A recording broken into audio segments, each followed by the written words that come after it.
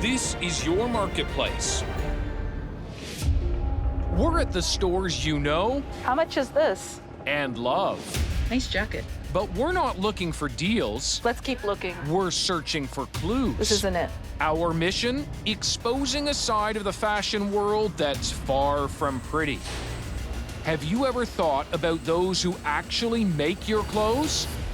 You will now.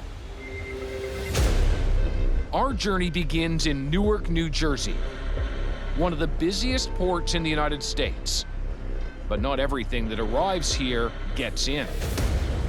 As we get a little further down, you're going to see a shipment that's suspected that the goods were manufactured by forced labor. Acting Port Director Edward Fox takes us through a warehouse full of blocked imports, food, blankets, and a big one, clothing. So, Director, I want to ask you about this shipment that you seized out of Dandong, China. The allegation is that North Korean citizens were being brought into China, held at the factory. Several of the key elements of forced labor were present. There was debt bondage. They were being restricted in terms of movement. Their travel documents had been seized. Does that mean that no clothing from that shipment will end up being sold in the U.S.? That's exactly what it means. But they are getting into Canada. Shipping records reveal more than 100 shipments from that same factory over the last decade. And our team is on the hunt for those clothes. Oh, I don't see it. This is made in China. It's not the right material, though. From a mountain of shipping records, we find this breakdown of a jacket that came into Canada in the spring.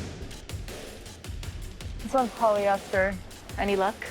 No, nothing. Will our investigation pay off? As we search here, we've got an undercover team in China, tracking down that very factory near the border with North Korea.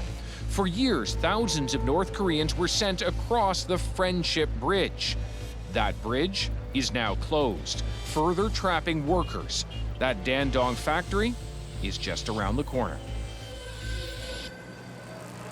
To better understand what might be happening inside, we're at Leiden University, an hour outside of Amsterdam. Professor Remco Breuker is one of the world's leading researchers on North Korea. It's good to meet you. Yeah, good to meet you. What do we know about North Korean labor working in China? North Korea exports its laborers to China. They're obedient and they're cheap. The perfect kind of worker you'd want in a factory. What's in it for North Korea to send workers to China? I have a very simple answer to that question. Money. From what I've seen from our own research, anywhere between 70 to 100% is taken by the state. Money coming from clothing sales could be funding the North Korean regime. These are considered some of the most dangerous people on the planet who have a nuclear weapons program that is considered extremely dangerous. Is it potentially funding that program? I think it is funding that program. And if it isn't funding that program directly, it is funding it indirectly by freeing up other funds. It's why the UN Security Council ordered all North Korean laborers be sent back home. Keeping them now would be against international law. How dangerous would it be to try to locate North Korean migrant workers, say, operating in China? Well, although I don't know to what length the Chinese government would go to hide this from the international media, I would expect they would go quite a bit further than you and I are comfortable with. So I'd be very careful.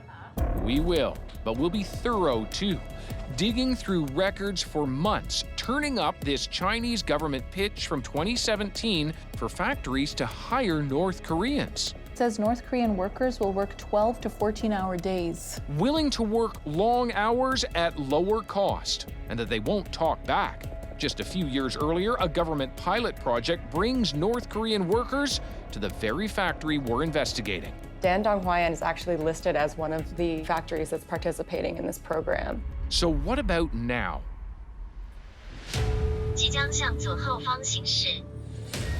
Back in Dandong, our undercover team approaches the factory carefully. Some female workers emerge, massaging their wrists and shoulders. The work is hard and long. Then suddenly, dozens more appear. This is incredibly rare video, maybe the first time ever seen outside China. So, are the workers local or secretly North Korean?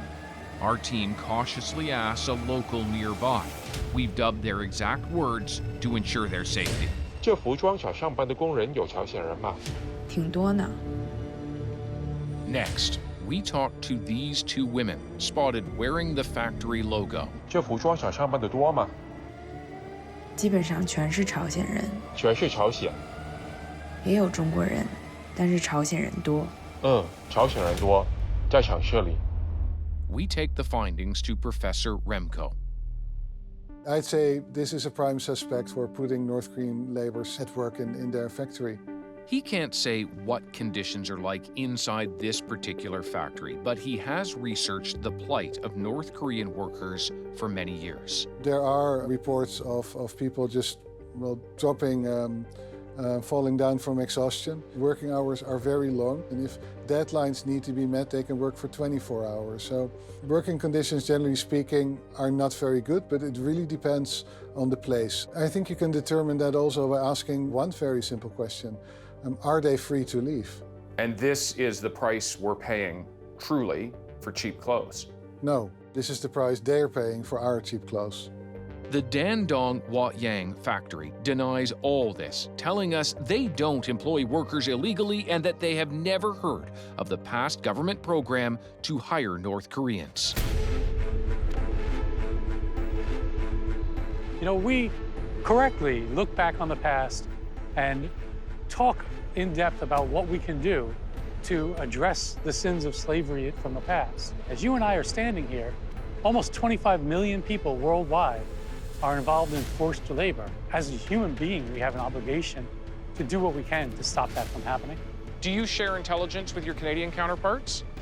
We work regularly with CBSA. CBSA would know some of the things you know about the use of forced labor. Absolutely. And it's up to the Canadians to do with Correct. that what they will. Right.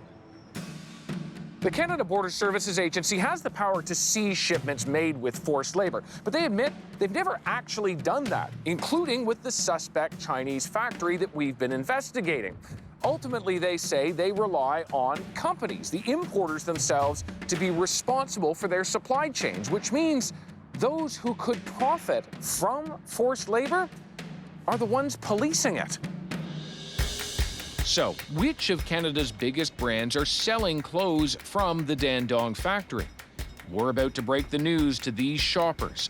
All care about ethical fashion. Like Cynthia Roy, who wants to know where her clothes are coming from. I want to show you a blazer that comes from a factory that is suspected of using forced labor. This is the blazer. Yeah? What's the brand?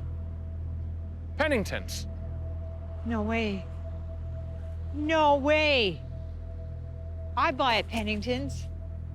I'm not going to buy at Pennington's. Would you keep shopping there? Never. Really? Never. And then there's the Sloimers family. It's in Canadian stores. Pennington's. Oh, Your mouth dropped no. there. Yeah. That surprised you? It surprises me, and it's so disappointing. It's just unacceptable in my eyes. That company, Pennington's, is actually owned by a really big Canadian brand, Reitmans. Oh, no. You like shopping there? That's where these pants are from. I don't know that I'll be back anytime soon. They all want answers from Reitmans, and we do too. But they won't talk to us on camera. In an email, instead, Reitmans says they haven't ordered very much from that factory and say that they have a policy against the use of forced labor in their supply chains. They also say their audits did not identify any forced labor or North Korean workers. But with allegations swirling, Reitmans decides to stop buying from the Dandong supplier. 9 months later, though, what they've already ordered is still for sale in their stores. They tell us that they've now stopped ordering from that factory. But this is still on the shelf. Oh, my goodness. How is this helping to the workers? When you're working with them, you have the ability to change something, and you stop working with them, it's like you're washing your hands. It's not solving the problem. Can you trust the label? Digging into another Canadian retail giant. Would you like to know who? Sure. Yeah. shoot me now. Who? You ready for it? Do you have a story you think Marketplace should investigate next?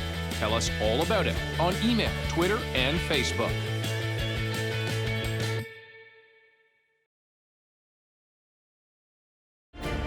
This is your Marketplace. In China, a factory suspected of using forced labor. U.S. Customs blocks shipments from here, but not Canada. We track their clothes to Canadian store shelves. I think I found it. And hear your anger. It's just unacceptable in my eyes. Now, our investigation into the true cost of our clothes leads us much closer to home. The fashion district of Los Angeles, where these old brick buildings appear abandoned at first glance. But take a closer look. There lies a secret the fashion world would rather keep hidden from us all. The whole garment industry is predominantly in buildings like this. They'll have multiple businesses, little factories per floor. So, for example, there's one factory here and one factory there. Alex Sanchez is with the city's nonprofit Garment Workers Center. He wants people to know the truth behind the Made in America label. A lot of the times we have that mentality of made in the US, it's ethical, but it comes from places like this where folks are just barely scraping by to survive. Scrutiny isn't welcome inside these factories, but Alex wants to expose them. Hold the door open. They're cramped quarters, hot and humid with little ventilation. For as much as these clothes will sell for, Alex says the 45,000 workers often aren't being paid minimum wage. Can I take some pictures? That would be great. Those in charge start asking questions. This is news from Canada, and they're doing a story on garment workers, and they want to know if they could record garment workers just working. He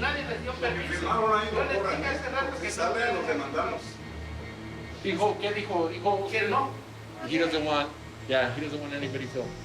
So he wants us to leave. Okay. If you want us to leave, we'll leave. Sweatshop is exactly what that is. The new era of sweatshops.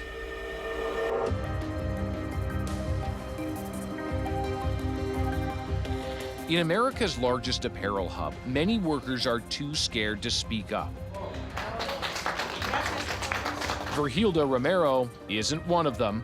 Alongside the Garment Workers Center, she's fighting hard for a new law that will force big brands to pay up. Muchas discriminaciones y aparte de eso, muchos ratones, muchas cucarachas. A veces no hay agua para tomar. Verhilda says for many years she was never paid what she was owed. No me alcanza, tengo que pagar la renta y para la comida. No me queda ni para mi zapato, no me queda ni para una mudada.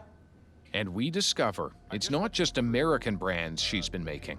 I'm just looking through your claim for stolen wages, and you've actually attached a Canadian brand name here, Sirens. Were you making clothes for this Canadian company? Sí, que si yo no voy a producir vestido, blusas y pantalones. Dresses, blouses, and Sí. Sirens is the only Canadian brand in Verhilda's claim.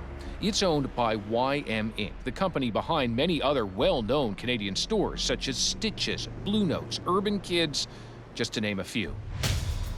Back in Canada, fashion industry insiders tell us we shouldn't be surprised. Los Angeles definitely has a huge sweatshop issue. There's a lot of immigrants, there's a lot of undocumented people working there, and that's sort of what they're banking on. Anika Kozlowski and Leah Barrett both teach fashion and say the industry has long sourced its clothes from questionable factories. Can Canadian brands, are they able to see their supply chains end to end? Absolutely, if they wanted. They Really? could, oh, for sure. It's impossible, they say, for factories to pay workers fairly when brands drive down prices. What boggles me is when I was working in the industry and we're getting jeans made for $4 or we're haggling for 0.1 of a cent, The people who are making those jeans, what are they getting even of those $4? A fraction. We don't understand the true cost of our clothes. And that cost isn't just about money. Y además las condiciones ahorita en las fábricas, que las personas trabajan muy pegados en las fábricas, y por eso es que a la vez siempre tenemos miedo de trabajar en las fábricas, porque es como mi caso mío, que yo fui afectada del COVID en la fábrica. Dolor de cuerpo, todo, ya ni pude caminar, ni podía respirar porque no aguantaba. Is this the true cost of that Made in the USA label? These workers are going in there day in, day out, sick with COVID, no ventilation, horrible work conditions, working really hard to provide for their families. And somebody is reaping the rewards and not thinking of, maybe I should share some of that with my workers. It doesn't have to be this way. It's amazing. It's amazing just the size of it. This is LA's Cytex, and owner Sanjeev Ball is giving us a tour. The first thing they say is, oh, well, we never realized there was so much that went into making a pair of jeans, right? And Sanjeev makes a lot, 2,000 pairs a day, for some big names you may know. Roughly what it costs you to go from one end of this factory to the other. So an average pair of jeans, it should cost you about $29 to... $29. But there are people in this town who are doing it for less than that. And the way they're doing it is by paying these people less. Oh, yeah, and that's a problem. That's a problem. So why do you do it differently? I mean, why do you care? I mean, we should have a moral compass, right? Every worker here gets paid at least minimum wage. The law posted clearly for everyone to see. A far cry from the job boards we're seeing inside the lobbies of the fashion district, where most garment workers in LA are employed. So, like, for example, this one, una aguja, means one needle. That's a machine. In Spanish. Yeah. These jobs often pay in cents for each part of a garment. So making minimum wage, says Alex, is often impossible. So trimming is the cheapest paid. Well, how much would you make an hour doing that? Probably like $3 an hour. Like $3 an hour? $3 an hour. Trimming is one of Verhilda's jobs. Her pay so egregious, the owner of the factory, which is now shut down, is required to pay her thousands in back wages. YM Inc. is named too, and files a response that they simply purchased clothing from the factory and had no knowledge of what was happening inside. No quieren ser responsables, pues. O yo no sé si tienen miedo presentarse. O les da como vergüenza por la miseria que pagan. Back in Canada, we tell these ethical shoppers about the allegations against Sirens. And we spoke to one woman. Didn't matter how hard she worked, she never made even minimum wage. How did you get away with that? Does YM owe Canadians an explanation for this? They absolutely should know how their products are being made and how the people involved are being treated. There's just no excuse for that. Time to get some answers. I know exactly what sweatshop conditions is all about, and that's how they're treated. There's a new law in California that forces big brands to pay up. But what is Canada doing? We've been trying to speak with someone about the wages of those who make your clothes. Get more Marketplace. Sign up for our weekly newsletter, cbc.ca/marketplace.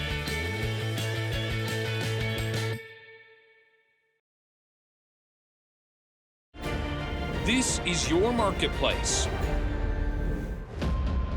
Having seen it with my own eyes, I know exactly what sweatshop conditions is all about, and that's how they're treated. If Canadian brands are exploiting the people making their clothes, who's responsible for stopping it? It's very easy to pass the buck. We know the U.S. is taking action. There's a new law in California that forces big brands to pay up when any worker in their supply chain isn't paid fairly. What is Canada doing? Our government says it's up to retailers to act ethically, but it seems not all of them are. And YM Inc. is facing some big questions. We're going to try one more time to get answers.